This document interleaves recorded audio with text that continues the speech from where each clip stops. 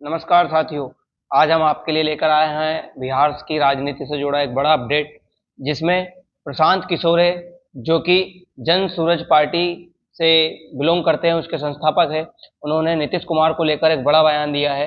प्रशांत किशोर का कहना है कि नीतीश कुमार का युग अब खत्म हो चुका है, और साथ ही उन्होंने मतदाताओं को अवगत कराते हुए कहा है कि जंगल राज की वापसी होने जा रही है। जी हाँ, Prashant Kishore says Nitish era is over, once again return of the jungle raj. साथ ही प्रशांत किशोरे ने कहा है कि अब सरकार अफसर चला रहे हैं, जिनके बारे में नीतीश कुमार को बहुत ही कम समझ है। उन्होंने कहा कि इंडिया महागठबंधन के मुख्यमंत्री पद के चेहरे तेजस्वी यादव होंगे, उनको भी उन्होंने चुनौती दी है। उन्होंने कहा है कि मुख्यमंत्री का फैसला जनता करती है, राजनीति में कोई यह दावा नहीं कर सकता कि वह मुख्यमंत्री या प्रधानमंत्री बनेगा।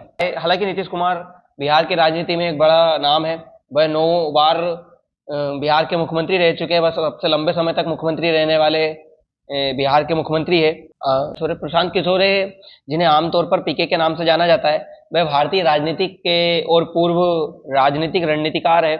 वे 8 वर्ष तक एक संयुक्त राष्ट्र में सार्वजनिक स्वास्थ्य कार्यक्रम में भी उन्होंने कार्य किया है।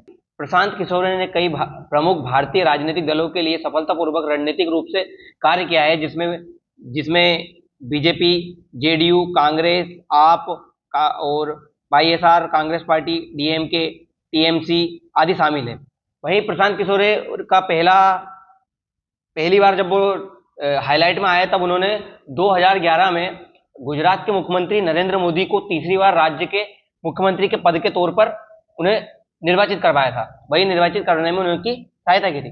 तब से जाकर प्रशांत किशोर ज्यादा हाईलाइट में आए। तभी वहीं से जब 2014 में नरेंद्र मोदी ने प्रधानमंत्री के पद के लिए लड़ाई की थी, तब प्रधानमंत्री की बनने में सहायता करवाने में भी इन्होंने काफी उनकी मदद की थी। तब से प्रशांत किशोर काफी रणनीतिक तौर पर आए हैं। उन्होंने तो कई बार ये भी कहा है कि मैं चुनाव की जब रणनीति बनाता हूं, उसमें कई रुपए तक लेता हूं। अभी तक उन्होंने कहा कि मैंने सिर्फ रणनीति बनाने पर ही लगभग 250 करोड़ रुपए कमा लिए हैं, और जिसमें से 50 करोड़ का टैक्स भी दिया है।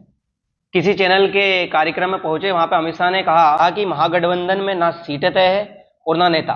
बिहार की जनता राहुल को भूल चुकी है। इलेक्शन कमीशन के एसआईआर के फैसले का भाजपा स्वागत करती है। वहीं पूरे देश में एसआईआर होना चाहिए। राहुल एसआईआर पर बहुत चुप क्यों है? उन्होंने कहा कि देश में घुसपैठिए कैसे वोट दे सकते हैं, सत्ता का फैसला विदेशी नागरिक कैसे करेंगे, ऐसे लोगों को चुन चुन कर देश से बाहर करेंगे। बिहार में एनडीए की सरकार बनेगी, एनडीए में कोई भी मतभेद नहीं है। ये वीडियो सुनिए। बिहार की सरकार का फैसला कोई घुसपैठिया कर सकता है क्या? करना चाहिए क्या? नजदीक से अभी देखा नहीं है राहुल जी के वक्तव्य को, वो वोट चोरी भूल चुके, क्योंकि बिहार ने जनता ने ही बुला दिया है उनको। अब नहीं बोलते हो, अब ढूंढ लीजिए 15 दिन में।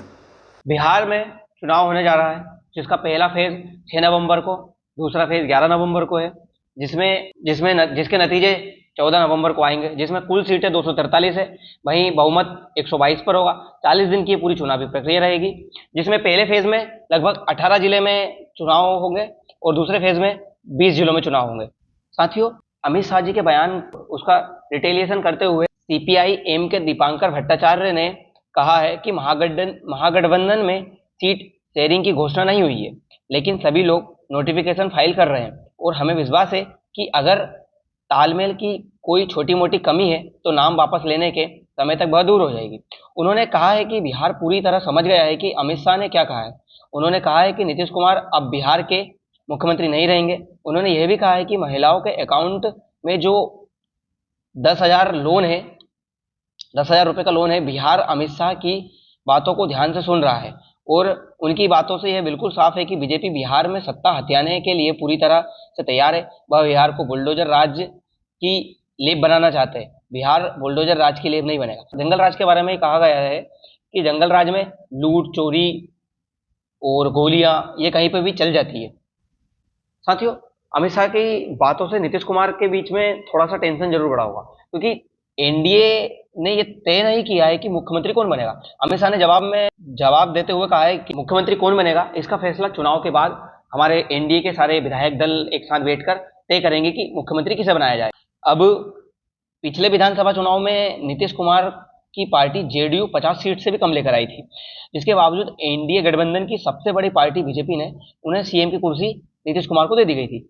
इसी तौर पर ये जो अमित शाह जी है, इनका कहना है कि हम तय नहीं करेंगे कि कौन बनेगा सीएम, सीएम कौन बनेगा, इसका तय हमारे विधायक दल की एनडीए के विधायक सब एक साथ बैठेंगे चुनाव के बाद, वो तय करेंगे कि अगला मुख्यमंत्री कौन होगा।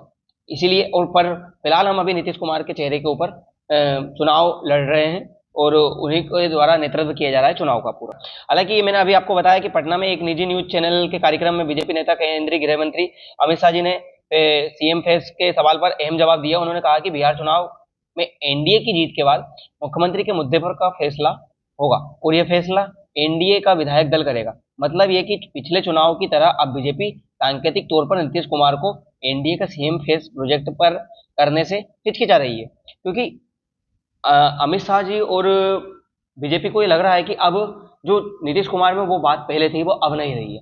हालांकि ये बात इनकी महाराष्ट्र के जो फॉर्मूला इन्होंने अपनाया था उसकी याद दिलाता है। महाराष्ट्र में कम सीट होने पर भी बावजूद बीजेपी ने शिवसेना को तोड़कर आने वाले एकनाथ शिंदे को सीएम बनाया था। 2024 के महाराष्ट्र विधानसभा चुनाव के दौरान जब सवाल पूछा गया कि अगर महायुति का गठबंधन जीतेगा तो सीएम कौन बनेगा, इस बात को लेकर बीजेपी के हर नेता ने महाराष्ट्र विधानसभा चुनाव के दौरान इस बात को टाल दिया था। बीजेपी की तरफ से लगातार यही कहा गया था कि महाराष्ट्र में महायुति का गठबंधन मुख्यमंत्री एकनाथ शिंदे के नेतृत्व में चुनाव लड़ रहा है और सीएम का फैसला चुनाव जीतने के बाद ही होगा। उन्होंने भी वहां पे ऐसा ही किया था कि जब चुनाव हो गए थे उसके बाद सारे दल के विधायक एक साथ बैठे थे, उन्होंने विधायकों ने ये तय किया था कि कौन सीएम बनेगा और उन्होंने एकनाथ शिंदे को सीएम बना दिया गया था। फिलहाल गृह मंत्री अमित शाह का नीतीश कुमार को लेकर दिया गया बयान कुछ महाराष्ट्र के फॉर्मूले के बिहार दोहराए जाने का संकेत दे रहा है, जो कि नीतीश कुमार के लिए टेंशन की बात भी हो सकती है। साथियों, क्या है कि नीतीश कुमार बिहार के बहुत दिन से मुख्यमंत्री रह चुके हैं।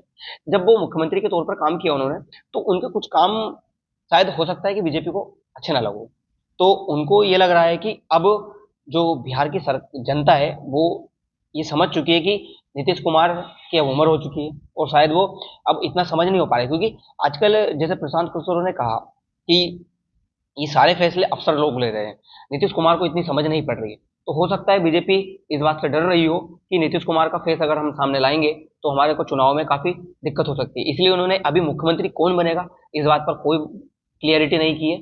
उनका कहना है कि जब चुनाव हो जाएंगे तब एनडीए साथ में बैठेगा, वहां के विधायक तय करेंगे कि किसे मुख्यमंत्री बनाना है। अब आपकी क्या राय है इस बारे में, आप जरूर बताइए। मिलते हैं अगली वीडियो में। धन्यवाद।